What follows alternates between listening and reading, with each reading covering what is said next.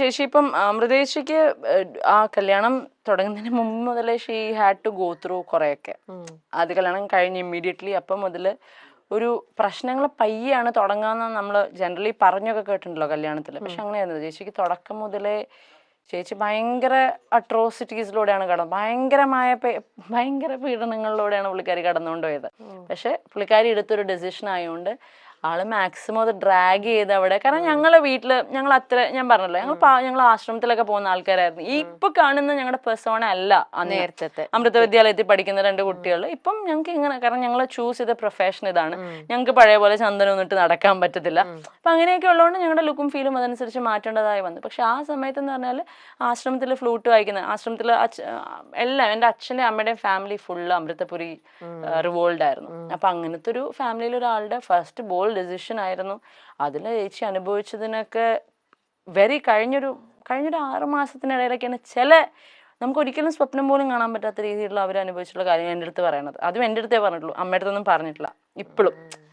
മനസ്സിലായി? അപ്പൊ ആ ഒരു ഡിസിഷൻ ആയതുകൊണ്ടാണ് അത് ഒരുപാട് ഡ്രാഗ് ചെയ്തത്. പക്ഷെ അതാണ് എനിക്ക് എല്ലാവരോടും പറയാനുള്ളത്. നമുക്കൊരു സ്ഥലത്ത് പറ്റുന്നില്ല എന്ന് കണ്ട ആ സമയത്ത് ചിലപ്പോൾ എല്ലാവരും നമ്മുടെ അഗേൻസ്റ്റ് നിൽക്കുമായിരിക്കും. പക്ഷെ നമുക്ക് നമ്മുടെ കയ്യിൽ നിന്ന് കാര്യങ്ങൾ പോകുന്നതിന് മുമ്പ് അവിടെ നിന്ന് വിടുക. അല്ലാന്നുണ്ടെങ്കിൽ ഒരുപാട് കഴിയുമ്പോൾ നമുക്കത് ആർക്കും പറഞ്ഞ് കൺവിൻസ് ചെയ്യാൻ കേൾക്കേണ്ടി വരും. That's all. So what you said is like pretty right. അമൃതേച്ചിക്ക് ആ ഒരു ഇതുണ്ടായിരുന്നു. പക്ഷെ പിന്നെ ഞങ്ങളുടെ അച്ഛനും അമ്മയും ഭയങ്കര പാവം ആൾക്കാരായിരുന്നു. അപ്പം അവർ പറയും കുഴപ്പമില്ല, ഞങ്ങൾക്കറിയാലോ ഞങ്ങളുടെ മോൾക്ക് ഇങ്ങനെ തെറ്റ് പറ്റാനുള്ള, ഞങ്ങൾ എങ്ങനെ വളർത്തിയോണ്ടായി. ഇപ്പൊ നിന്നെ ഞങ്ങൾ വേറെ കുറച്ചൊരു ബോൾഡൊക്കെ ആക്കി വളർത്തിയായിരുന്നു, നിനക്കിതൊന്നും പറ്റില്ലായിരുന്നു. നിന്നീ ഒരു പാവമായി പോയതുകൊണ്ടാണ് നിനക്കത് അനുഭവിക്കേണ്ട വന്നേന്നുള്ളത് പറയുന്നതാണ് ചേച്ചിയുടെ strength. So we are lucky that way. അല്ലെങ്കിലും അന്നത്തെ ഒരു ഏജില് അമൃതയ്ക്കും എത്ര മെച്യൂരിറ്റി ഉണ്ട്, വളരെ യങ് അല്ലേ. അപ്പോഴും നമ്മൾ ലൈഫിനെ എപ്പോഴും പോസിറ്റീവായിട്ടേ കാണൂ. ആരും നമുക്ക് ചീത്ത വരും എന്ന് എത്ര പാരന്റ്സ് കുറേം കൂടെ എക്സ്പീരിയൻസ് വെച്ചിട്ടും അവരുടെ ഒരു മെച്യൂരിറ്റി ലെവലിൽ അവർ പറഞ്ഞാലും ആ ഒരു ഏജിൽ ഒരു ലേഡി ഒരിക്കലും എന്റെ ലൈഫിൽ ദേ ഇങ്ങനെ വരാൻ പോണൂന്ന് വിചാരിക്കുന്നതേ ഇല്ല. എനിക്ക് നല്ലതായിരിക്കും വരുന്നത്, ഒരു ട്രൂ ലവ് ആണ്, എന്റെ ലൈഫ് നല്ല രീതിയിൽ ടേക്ക് ഓഫ് ചെയ്യും ഇതാണെന്ന് വിചാരിക്കും. അങ്ങനെ വിചാരിച്ചിട്ട് അതിലേക്ക് സ്റ്റെപ്പ് ഓൺ ചെയ്യാണ്. പക്ഷേ അതവിടുന്ന് തെറ്റിപ്പോയി. അങ്ങനെ പറഞ്ഞ പോട്ട് എന്റെ സ്റ്റോറിയിലെ വില്ലൻ ചിലപ്പോ മറ്റൊരാൾക്ക് വില്ലൻ ആയിരിക്കണം എന്നില്ല കേട്ടോ. അവര് തമ്മിൽ ചേരായിരുന്ന കൊണ്ടാണ് അവരത് വർക്ക് ആവുന്നത്. മേ ബി പുള്ളിയാണെങ്കിലും അയാള് നല്ലതാണെന്ന് തോന്നുന്ന വേറെ ആൾക്കാരുണ്ടാവുമായിരിക്കാം. അതിനകത്ത് നമുക്കൊരു തെറ്റും പറയുന്നില്ല. ആള് ചെയ്യുന്ന നല്ലതൊക്കെ നല്ലതാന്ന് തന്നെ അപ്പോഴും പറയുന്നുള്ളൂ. പക്ഷെ എന്റെ ചേച്ചി സഫർ ചെയ്തത് അത് കേൾക്കുമ്പോ എനിക്ക് ഹീസ് എ വില്ലൻ ഓൺലി. എനിക്കിപ്പോ എവിടെ ഇരുന്നോ ഞാൻ പറയും, ഐ ഡോണ്ട് കെയർ. ചിലത് തമ്മിൽ ചേരില്ല, എന്നാ അതിലെ ഒന്ന് വേറെ ആൾക്കാരായിട്ട് അത് ചേരുവായിരിക്കാം. നമുക്കൊന്നും ചെയ്യാൻ പറ്റുന്ന കാര്യങ്ങളല്ല.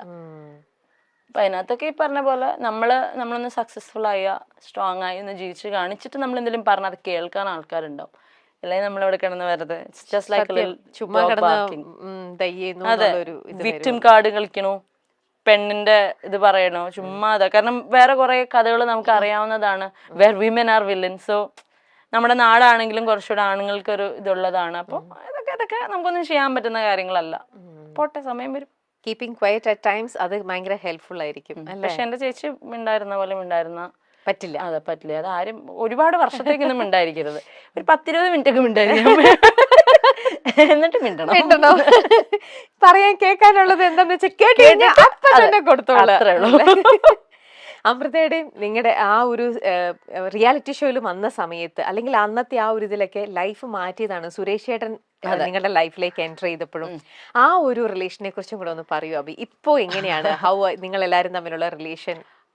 ആ ഒരു ഇത് പറയാനാണെങ്കിൽ ഇപ്പൊ സുരേഷ് അങ്കിളായിട്ടുള്ള നമ്മുടെ ഇതുവരെയും ഭയങ്കരമായിട്ട് സൈബർ ബുള്ളീഡ് ആയിട്ടുള്ള, അഗൈൻ ഈ പറഞ്ഞ പോലെ ഒരു 10 കമന്റുകളിൽ ഈ ഒരു സാധനം വരുമ്പോഴാണ് പയ്യെ ആൾക്കാർ ഇത് അങ്ങനെ ആയിരുന്നല്ലോ എന്ന് ബാക്കി കമന്റ് ചെയ്യുക. അപ്പൊ സുരേഷ് അങ്കിളുടെ സീൻ എങ്ങനെയായിരുന്നെന്ന് വെച്ചാൽ, സ്റ്റാർ സിംഗറിൽ ചേച്ചിയുടെ ഫസ്റ്റ് റൗണ്ടിൽ തന്നെ മൗനമേ എന്ന് പറയുന്ന പാട്ട് പാടിയ റൗണ്ടിൽ ചേച്ചി ഒരു പട്ടുപാടിയും ബ്ലൗസ് ആയിരുന്നു. അപ്പൊ ചേച്ചി പാട്ടിനും പെർഫോമൻസിനും നമ്മൾ ഇട്ടിരിക്കുന്ന കോസ്റ്റ്യൂമിനും ഒക്കെ ആയിരുന്നു മാർക്ക്. ചേച്ചിയുടെ കോസ്റ്റ്യൂമിന് മാർക്ക് കുറഞ്ഞു, പെർഫോമൻസിന് ഫുള്ള് കിട്ടി. അന്നാണ് സുരേഷ് അങ്കിൾ ഏഷ്യനെറ്റിൽ വിളിച്ചിട്ട് പറയുന്നത്, ഇനി അമൃതയ്ക്ക് കോസ്റ്റ്യൂമിന്റെ കേസിൽ ഒരു പ്രശ്നം ഉണ്ടാവരുത്. ഇതാണ് അന്നുള്ള ബന്ധം. ഇന്നും രാധികാന്റിയായിട്ടും സുരേഷ് അങ്കിളായിട്ടും മക്കളായിട്ടും ഒക്കെ ഞങ്ങൾ ഇപ്പോഴും ദേ ലൈക്ക് ഫാമിലി. പറഞ്ഞുകൊണ്ട് ചേച്ചി പറഞ്ഞ പോലെ ഒരു എക്സ്റ്റേണൽ സപ്പോർട്ട് ഒരു ഫാമിലിയുടെ ഭാഗത്ത് ഉണ്ടായിട്ടുണ്ടെങ്കിൽ ആ സുരേഷ് അങ്കിളുടെ ഫാമിലി എന്നാണ്. എൻറ്റയർ സ്റ്റാർ സിംഗറിലൂടെയാണ് അമൃത ആദ്യത്തെ ചുവടുവയ്പ് നടത്തുന്നത്. ആ സമയം തൊട്ട് തന്നെ നമുക്ക് അഭിരാമി സുരേഷിനെയും അറിയാം, അമൃതയുടെ സഹോദരിയായ അഭിരാമി സുരേഷിനെയും. ബാലയുമായുള്ള വിവാഹമൊക്കെ വലിയ രീതിയിൽ ആഘോഷിക്കപ്പെട്ടിരുന്നു. ബാല അമൃത ജോഡികൾ കുറേ നാൾ ഇന്റർവ്യൂസിലും പിന്നീട് ഇവരുടെ മകൾ പാപ്പു എത്തിയപ്പോൾ ആ കുഞ്ഞും ഇന്റർവ്യൂസിലും ഷോകളിലും അങ്ങനെയെല്ലാം നിറഞ്ഞു നിന്നിരുന്നു. പിന്നീട് വർഷങ്ങൾക്ക് ശേഷം നമ്മൾ അറിയുന്നത് അമൃതയും ബാലയും വേർപിരിയുന്നു എന്ന വാർത്തയാണ്. അന്ന് തുടങ്ങിയൊരു സൈബർ അറ്റാക്ക് നേരിടാൻ തുടങ്ങിയതാണ് അമൃത സുരേഷും ആ കുടുംബവും. മകളെ കാണിക്കുന്നില്ല, മകളെ മറച്ചു വെക്കുന്നു, മകളെ അച്ഛന് കൊടുക്കുന്നില്ല, അമൃത സുരേഷ് സ്വർണങ്ങളും സ്വത്തും, പാപ്പുവിന് ബാല 70 കോടിയോളം രൂപ കൊടുത്തു, ഇതെല്ലാം വെച്ച് ജീവിതം ആഘോഷിക്കുകയാണ് തുടങ്ങിയ നിരവധി വിമർശനങ്ങൾ. അമൃതയുടെയും അഭിരാമിയുടെയും ഒക്കെ പോസ്റ്റിനു കീഴിലൊക്കെ നോക്കിയാൽ എന്നും വിമർശനങ്ങൾ മാത്രമേ നമുക്ക് കാണാൻ പറ്റുമായിരുന്നുള്ളൂ. ഒരു വട്ടം എൻ്റെ അമ്മയൊക്കെ പറയും, ഒരു വട്ടം കള്ളനെ പിടിച്ചു കഴിഞ്ഞാൽ പിന്നെ എന്നും നീ കള്ളനാണ്.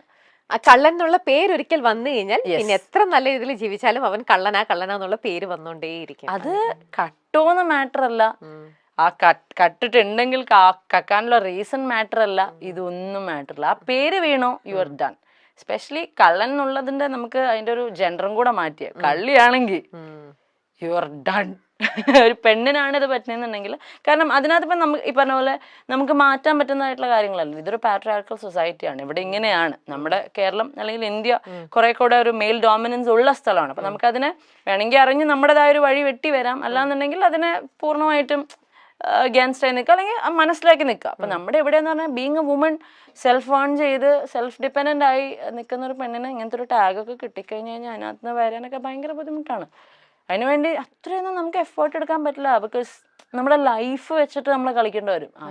അത് വെരി ട്രൂ. ആ ഒരു പേര് വീണ് കഴിഞ്ഞു കഴിഞ്ഞാൽ പിന്നെ അത് മാറ്റിയെടുക്കാൻ വർഷങ്ങളെടുക്കും. ഒന്ന് വരാൻ ഒരു സെക്കൻഡ് മതി. അതൊന്ന് മാറ്റി അതൊന്ന് ഹീൽ ചെയ്ത് എടുക്കണമെങ്കിലാണ് അതിന്റെ മുകളിൽ എത്ര ഡേയ്സ് എത്ര ഇയേഴ്സ് വേണം അല്ലേ. അതിനകത്ത് പക്ഷെ ആർക്കും ഒരു പ്രശ്നമില്ലെന്നേ. ഒരാളുടെ വീഴ്ച അല്ലെങ്കിൽ ഒരാളുടെ പെയിനിനെയാണ് നമ്മൾ ഈ മോക്ക് ചെയ്യുന്നത്. എന്തായി ഇപ്പോന്നൊക്കെയുള്ള ഒരു ടോണ് അങ്ങനെയൊക്കെ പറയുന്നെങ്കിൽ അത് അങ്ങനെ പറയാനും വേണം ഒരു പ്രത്യേക ഒരിത്. എന്തൊക്കെ ആയിരുന്നു എന്നൊക്കെ ചോദിക്കുമ്പം എടാ നമ്മളിവിടെ ആകെ വീണിരിക്കുള്ളൂ, സ്റ്റോപ്പ് എന്ന് നമുക്ക് അവിടെ പറയാനുള്ളൊരു ഓപ്ഷൻ. നേരിട്ടാണെങ്കിൽ നമുക്കത് പറയാം. പക്ഷെ അതും നിങ്ങൾ എന്താണ് സിറ്റുവേഷന്റെ ഡെപ്ത് മനസ്സിലാക്കുന്നില്ല, അവിടുത്തെ റിയാലിറ്റി മനസ്സിലാക്കുന്നില്ല, നിങ്ങൾ എന്ത് ചെയ്തു എന്ന് മനസ്സിലാക്കുന്നില്ല. ജസ്റ്റ് റാൻഡംലി ഇങ്ങനെ പോവാ, ഒന്ന് കൊടുത്തേക്കാം, കമന്റ് ചെയ്യുന്നു, പോണു. എന്താണെന്നൊന്നും അവിടെ അല്ലേ റിയാലിറ്റി മനസ്സിലാക്കാണ്ടാണ് പലരും കമന്റ് ചെയ്യണതും ഈ പറയണ പോലെ അറ്റാക്കിങ് ഒക്കെ. പിന്നെ ഞാൻ പറഞ്ഞില്ലേ ചേച്ചി, ഓരോ ആൾക്കാർക്ക് ഓരോ ലുക്ക് ഉണ്ട്, ഒരു വൈബ് ഉണ്ട്. ചിലർക്കൊക്കെ പറഞ്ഞോട്ട് ഭയങ്കര കള്ളന്മാരാണെങ്കിലും അവർക്ക് ഭയങ്കര പാവം ലുക്കായിരിക്കും. ഇനിയിപ്പോൾ അവരൊന്നും എക്സ്പ്ലെയിൻ ചെയ്തില്ലെങ്കിലും കുഴപ്പമൊന്നുമില്ല. പാവം കണ്ടാത്തന്നെ എങ്ങനെ അറിയാനാണ്? How can we judge a book by its cover? ഒരാളുടെ ലുക്കല്ല അയാൾ എന്താന്ന് ഇത് ചെയ്യുന്നത്. അപ്പം ഞങ്ങൾക്ക് എനിക്കൊക്കെ എസ്പെഷ്യലി ഞാൻ മറ്റേ പട്ടിഷോ ജാട അഹങ്കാരി ഇതാണ്. എൻ്റെ അടുത്തൊരു ഇച്ചിരി നേരം സംസാരിച്ചിട്ട് തന്നെ അങ്ങനെ ജഡ്ജ് ചെയ്താൽ കുഴപ്പമൊന്നുമില്ല. അപ്പം ഞങ്ങളുടെ ഭാഗ്യത്തിന് എൻ്റെ ചേച്ചി പണ്ടൊക്കെ ഭയങ്കര സ്റ്റാർസിങ്ങിന്റെ സമയത്തൊക്കെ ഭയങ്കര വേറൊരു പേഴ്സോണ ആയിരുന്നു. പക്ഷെ അവരുടെ ലൈഫ് ആണ് അവർ ഇത്രയും ബോൾഡ് ആക്കി ഇത്രയും സ്ട്രോങ് ആക്കി എന്നുള്ളത് എത്രത്തോളമൊക്കെ നമുക്ക് കൺവിൻസ് ചെയ്യാൻ പറ്റും, പറയാൻ പറ്റും, പക്ഷെ കൺവിൻസ് ചെയ്യാൻ പറ്റില്ല. അപ്പൊ ഞങ്ങളുടെ ഇപ്പോഴത്തെ ഒരു ലുക്കും വൈബും വെച്ച് അഹങ്കാരികളാണ്. ഒരു രക്ഷയില്ല. അവരുടെ കയ്യിലിരിപ്പിന്റെ അവർക്ക് കിട്ടണം അല്ലേ. നമ്മളിപ്പോ ഇങ്ങനെ പോന്നോട്ടെ, അത്ര ഒന്നും ചെയ്യാനില്ല അതിനകത്ത്. ഈ ഷോയൊക്കെ പല ഷോസും കാര്യങ്ങളൊക്കെ ആയിട്ട് നിങ്ങൾ ഒരുപാട് ട്രാവൽ ചെയ്യുന്ന ആൾക്കാരാണ്. ഇത്തരത്തിലുള്ള ഇഷ്യൂസും ഈ നമ്മുടെ നാട്ടുകാരുടെയും ഇവിടെയുള്ള ആൾക്കാരുടെ ആറ്റിറ്റ്യൂഡും ബഹളവും ഒക്കെ കാണുമ്പം നിങ്ങൾക്ക് എപ്പോഴെങ്കിലും തോന്നിയിട്ടുണ്ടാവില്ലേ നമുക്ക് ഈ നാട്ടിൽ നിന്ന് തന്നെ പോയേക്കാം? ചില നാട്ടിൽ പുറത്തേക്കൊക്കെ നിങ്ങൾ അവിടുത്തെ കൾച്ചറും രീതികളൊക്കെ കാണുമ്പോൾ നമുക്ക് ഇവിടെ എങ്ങനെയെങ്കിലും ഒന്ന് സെറ്റിൽ ഡൗൺ ആയാലോ? എല്ലാ ആഴ്ച എൻ്റെ അമ്മയ്ക്ക് തോന്നാറുണ്ട്. എല്ലാ ആഴ്ച ഏകദേശം ഒരു മൺഡേ തുടങ്ങി സൺഡേ ഒക്കെ ആകുമ്പോഴത്തേക്ക്, അതായത് ഇന്നിപ്പോ നമ്മുടെ ഷൂട്ട് നടക്കുന്ന ഒരു മൺഡേ ആണ്. ഇന്നിപ്പം അമ്മ ഇന്നലത്തെ ഡോസ് ഒക്കെ കഴിഞ്ഞ് ഇന്നൊന്ന് അതെ ഇതായിട്ടുണ്ട്, റീജനറേഷണൽ മോഡലാണ്. സൺഡേ ആകുമ്പോഴത്തേക്ക് പറഞ്ഞാൽ നമുക്കൊന്ന് എവിടെ നിന്ന് പോയാലോ? കാരണം സൺഡേ ആണല്ലോ ഈ സോഷ്യൽ മീഡിയ, ഐ മീൻ വീക്കെൻഡിലാണ് ഇതൊക്കെ ആക്റ്റീവ് ആവുക. അപ്പോഴാണ് കമന്റ്സ് ഒക്കെ ഭയങ്കരമായിട്ട് കൂടുക. അത് കഴിഞ്ഞിട്ട് നമുക്കൊന്ന് പോയാലോ എന്ന് എപ്പോഴും പറയാറുണ്ട്. പക്ഷെ ഈ പറഞ്ഞോട്ട് നമ്മുടെ ഉള്ളിൽ ഇപ്പൊ ഒരു വാശിയായി ചേച്ചി. ഞാൻ ജനിച്ച എൻ്റെ മണ്ണില് ഞാനൊന്നും ചെയ്യാതെ ആരുടെയൊക്കെയോ വാശി തീർക്കാൻ വേണ്ടി ബലിയാടായിട്ട് എനിക്ക് ഇവിടെ തന്നെ പ്രൂവ് ചെയ്യണം. ഞാൻ വേറെ എവിടെയെങ്കിലും പോയിട്ട് എനിക്ക് അവിടെ സക്സസ്ഫുൾ ആവുന്നതിനകത്ത് എന്താ കാര്യമുള്ളത്? ഓക്കെ, അവിടെ ഞാൻ പോകും, പക്ഷെ എനിക്ക് ഇവിടെ നിന്ന് പോകണം. ഇവിടെ എന്റെ പേരുണ്ടാക്കി ഇവിടെ എനിക്ക് ഫൈറ്റ് ചെയ്ത് ഇവിടെ തന്നെ നമ്മുടെ കാര്യം ക്ലിയർ ചെയ്തിട്ട് നമുക്ക് വേണേ പോവാം. ഞാൻ എന്താന്ന് എല്ലാവരും ഇവിടുത്തെ ആൾക്കാർ ആദ്യം നമ്മുടെ നാട്ടിൽ വിലയില്ലാതെ പിന്നെ പുറത്ത് അവിടെ പോയി നിന്നിട്ട് എന്താ കാര്യം? We love our place. ഞങ്ങളുടെ നാട് ഞങ്ങൾക്ക് അത്രയ്ക്ക് ഇഷ്ടമാണ്. ഇവിടെ വന്നിരിക്കുന്ന ആൾക്കാരെ തെറ്റിദ്ധാരണയാണ്, അത് ക്ലാരിഫൈഡ് ആവും. എന്നിട്ട് പുറത്ത് എവിടെയാന്ന് വെച്ചാൽ പോയി സെറ്റിൽ. അപ്പൊ ഇത് തന്നെ അമ്മ അടുത്തും പറയാറുള്ളൂ, അമ്മ ഇതിലെന്താ കാര്യം? അവിടെ പോയി കഴിഞ്ഞാൽ നമുക്ക് നാട് മിസ് ചെയ്യും, നമ്മുടെ സ്ഥലം മിസ് ചെയ്യും, നമുക്ക് സമയം വരും, അങ്ങനെ തന്നെ പറയും. അല്ല പിന്നെ പറഞ്ഞു മാനിഫെസ്റ്റഡ് ആവുമായിരിക്കും അത്. രണ്ടാമത് ബാല എലിസബത്ത് എന്ന ഡോക്ടറിനെ വിവാഹം ചെയ്തു. അത് നിയമപരമായിട്ടുള്ള വിവാഹമല്ലായിരുന്നു. എന്നാൽ പിന്നീട് ആ ബന്ധവും ഉലഞ്ഞു. കരൾ ശസ്ത്രക്രിയയ്ക്ക് വന്ന സമയത്ത് ഒപ്പം നിന്നെങ്കിലും എലിസബത്ത് ബാലയിൽ നിന്ന് പൂർണ്ണമായും അകന്നു പോകുന്ന ഒരു കാഴ്ചയാണ് നമ്മൾ കണ്ടത്. പിന്നീട് ഇവർ വേർപിരിഞ്ഞു. ഇപ്പോൾ ബാല 4ാമതും വിവാഹം ചെയ്തു. ബാല ആദ്യമേ ചന്ദന എന്നൊരു പെൺകുട്ടിയെ സ്നേഹിച്ച് വിവാഹം ചെയ്തിരുന്നു എന്ന് അമൃത സുരേഷാണ് വെളിപ്പെടുത്തിയത്. അതുവരെയും ബാലയെ പറ്റി എല്ലാവർക്കും നല്ല ഇമേജ് ആയിരുന്നു. ബാല പല കണ്ടന്റുകളും ഫേക്കായി അമൃതയ്ക്കും കുടുംബത്തിനും എതിരെ ഉപയോഗിച്ചതായും പുറത്തു വന്നിരുന്നു. എല്ലാത്തിനും ഈ സൈബർ അറ്റാക്കുകൾക്കും വിമർശനങ്ങൾക്കും കമന്റുകൾക്കും എല്ലാം ഒടുവിൽ പാപ്പു തന്നെ കരഞ്ഞുകൊണ്ട് ലൈവിലെത്തിയിരുന്നു. ഒരു വീഡിയോ പങ്കുവച്ചുകൊണ്ട് താൻ അമ്മയ്ക്കൊപ്പമാണ്, തൻ്റെ അമ്മയാണ് ശരി, തൻ്റെ അച്ഛൻ തനിക്കൊന്നും ചെയ്തിട്ടില്ല, പറയുന്നതെല്ലാം പച്ചക്കള്ളമാണ് എന്ന് പറഞ്ഞുകൊണ്ട് പാപ്പു ലൈവിലെത്തിയിരുന്നു. അതിനുശേഷമാണ് കാര്യങ്ങളെല്ലാം മാറി മറിഞ്ഞത്. അതിനുശേഷം ഇനി പാപ്പുവിന് അച്ഛനില്ല, അച്ഛൻ ഇനി ഒന്നിനും വരില്ല എന്ന് പറഞ്ഞ് ബാല വന്നിരുന്നു. പിന്നാലെ ബാല 4ാമത് വിവാഹം ചെയ്തു. ഡെഫിനറ്റ്ലി എൻ്റെ ക്ലോസർ സർക്കിളിലുള്ള ആർക്ക് എന്നെ പറ്റി ഒരു ചെറിയ തെറ്റിദ്ധാരണ വന്നാലും ഞാൻ അത് വിളിച്ച് സോൾവ് ചെയ്യുന്ന ആളാണ് maximum. When it comes to large scale, ഈ എന്റർടൈൻമെന്റ് മീഡിയയിലൊക്കെ നിൽക്കുന്ന ഒരു സിനാരിയോ വരുമ്പം ഒരു പരിധി വരെയൊക്കെ ഈ പറഞ്ഞ കുട്ടിയെ നമ്മൾ എഫക്റ്റ് ചെയ്യാതിരിക്കാൻ വേണ്ടിയിട്ട് നമുക്കത് അവോയ്ഡ് ചെയ്ത് പോവാം. പക്ഷെ എന്നെ വളർത്തുന്നവരുടെ മുമ്പിൽ എന്നെ പറ്റി ഒരു റോങ് ആയിട്ടുള്ള ഇൻഫർമേഷൻ അറിയുന്നുണ്ടെന്നുണ്ടെങ്കിൽ, അവരിലേക്ക് എത്തുന്നുണ്ടെന്നുണ്ടെങ്കിൽ അത് ക്ലാരിഫൈ ചെയ്യാൻ ആഗ്രഹിക്കുന്ന ആളാണ് ഞാൻ.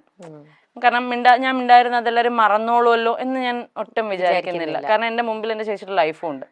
ഞാൻ മിണ്ടായിരുന്നു കഴിഞ്ഞാൽ പയ്യെ അവർക്ക് മനസ്സിലാവും. എങ്ങനെ മനസ്സിലാവാനാണ്? എൻ്റെ സൈഡ് ആൾക്കാർക്ക് പറയാതെ എങ്ങനെ മനസ്സിലാവാനാണ്? അപ്പം ഈ ഒരു ലോകത്ത് ഞാൻ പറഞ്ഞില്ലേ, ഈ പറഞ്ഞ പോലെ നമ്മൾ ജെന്യൂനായിട്ട് നിൽക്കുകയാണെന്നുണ്ടെങ്കിൽ കോൺസ്റ്റന്റ്ലി നമ്മളെ പറ്റി എന്തെങ്കിലും ഒരു തെറ്റായ കാര്യം പറയുകയാണെങ്കിൽ ആൾക്കാരെ പറഞ്ഞ് ബോധിപ്പിക്കേണ്ട ഒരു റെസ്പോൺസിബിലിറ്റി ഉണ്ട് നമുക്ക്. കാരണം നമ്മളെ വളർത്തുന്ന ഓഡിയൻസ് തന്നെയാണ്, അവർക്കാണ് ഒരു മിസ്അണ്ടർസ്റ്റാൻഡിങ് വന്നിട്ടുള്ളത്. അപ്പോൾ അവരെ നമ്മളത് കാര്യം കാരണം they are like A family.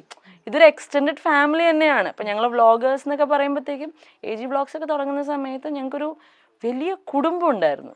ഈ ഫോളോവേഴ്സ് ആയിട്ട് വന്ന ആൾക്കാർ ഒരു ഫാമിലി ആയിരുന്നു. അപ്പം അത് ഞങ്ങൾക്ക് ബിഗ് ബോസിലൊക്കെ പോയി കഴിഞ്ഞപ്പോഴത്തേക്കും ഇടയ്ക്കൊരു വലിയ ബ്രേക്ക് ഒക്കെ വന്ന് നിന്ന് പോയി. പക്ഷെ എന്നാലും ഇന്നും ഞങ്ങൾക്ക് ഒരുപാട് ഫോളോവേഴ്സിൻ്റെ പേരും മുഖമൊക്കെ ഓർമ്മയുണ്ട്. ഞങ്ങൾ ഇന്നും ടച്ചിലല്ല എന്നുണ്ടെങ്കിലും. അപ്പം നമ്മുടെ വീട്ടിൽ നമ്മളെ പറ്റി ഒരു തെറ്റായ കാര്യം എത്തിക്കഴിഞ്ഞാൽ നമ്മളവിടെ ക്ലാരിഫൈ ചെയ്യുന്നുണ്ടെങ്കിൽ അതേ എക്സ്റ്റെൻഡഡ് ഫാമിലിയാണ് ഈ ഓഡിയൻസും. അവരുടെ അടുത്തും ഒരു പരിധി വരെയൊക്കെ നമ്മൾ ക്ലാരിഫൈ ഉണ്ടെന്ന് ഞാൻ വിശ്വസിക്കുന്നുണ്ട്. പക്ഷെ മറ്റേ ആറ്റിറ്റ്യൂഡും കുഴപ്പമൊന്നുമില്ല. I don't care, it's part of the game എന്ന് പറഞ്ഞ് പോകുന്നതിനും ഒരു തെറ്റുമില്ല. പക്ഷെ ഞാൻ എൻ്റെ ഒരു സിനാരിയോ വരികയാണെങ്കിൽ എന്നെപ്പറ്റി ആരെന്ത് പറഞ്ഞാലും ഞാൻ അപ്പം ഒന്നിരിക്കും. ചിലപ്പോൾ അതിൻ്റെ ട്രോമ ആയിരിക്കാം ചേച്ചിയുടെ കേസിൽ, പക്ഷെ ഐ വിൽ ക്ലാരിഫൈ. ഒന്നും പിന്നത്തേക്കില്ല, എല്ലാം അപ്പം തന്നെ. ശരിയല്ല, ഉറക്കുമ്പോൾ